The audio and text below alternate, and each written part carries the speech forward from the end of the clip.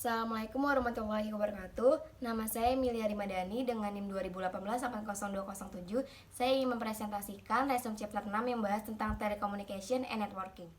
Nah, di sini kita akan membahas tentang chapter 6, Telecommunication and Networking. Yang pertama, what is computer network? Adalah sistem yang menghubungkan komputer dan perangkat lain seperti printer melalui media komunikasi sehingga informasi data dapat dikirimkan.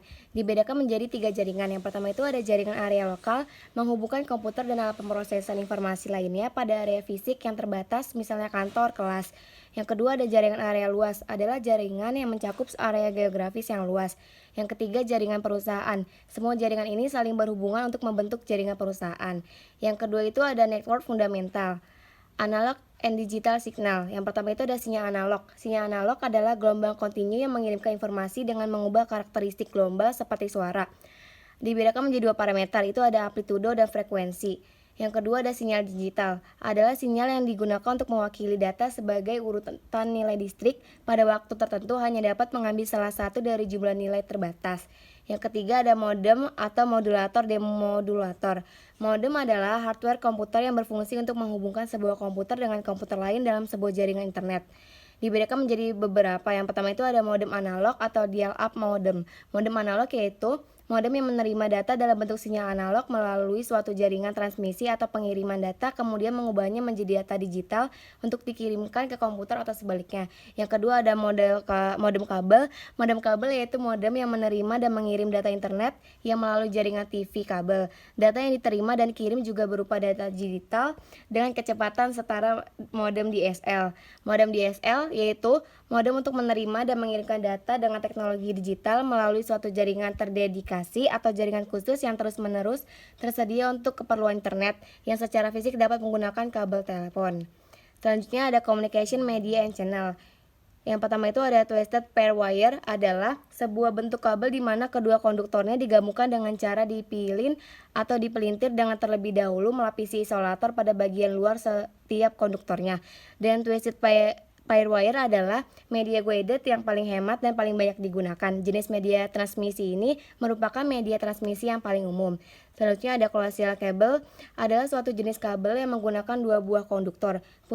Pusatnya berupa inti kawat padat yang dilingkupi oleh sekat yang kemudian dililiti lagi oleh kawat berselaput konduktor.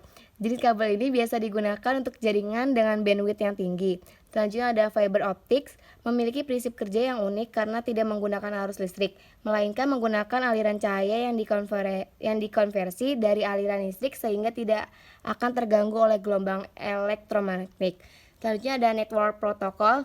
Itu ada Ethernet. Protokol LAN di mana setiap PC mengakses network dengan kecepatan tinggi. Sekarang ia menjadi protokol LAN yang paling populer karena murah dan mudah diinstal. Selanjutnya ada Transmission Control Protocol atau Internet Protocol.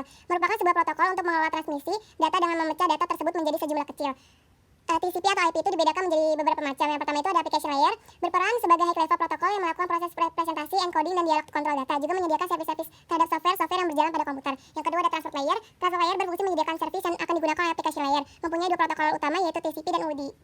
Pada layer ini data diubah menjadi suatu paket data dalam menentukan pengiriman, flow control, dan error correction terhadap paket data. Yang ketiga ada network layer, berperan untuk memberikan informasi alamat asal dan tujuan dari paket data dan menentukan jalur atau route pengiriman paket data. Yang keempat ada network access layer. Layer menangani semua komponen dan proses yang berkaitan dengan link, physical link, baik secara fisik maupun logikal. Informasi mengenai teknologi jaringan yang digunakan juga ditentukan pada layar ini. Selanjutnya itu ada types of networking processing. Yang pertama itu ada client atau server computing, menghubungkan 2 atau lebih komputer dalam pengaturan di mana beberapa mesin yang disebut server menyediakan layanan komputasi untuk PC pengguna yang disebut klien. Contohnya itu ada warnet. Selanjutnya itu ada P2P, itu adalah suatu model komunikasi 2 arah antar pengguna PC melalui jaringan komputer atau internet tanpa melalui sebuah server. Contohnya itu ada share it. Selanjutnya ada internet at the world wide web.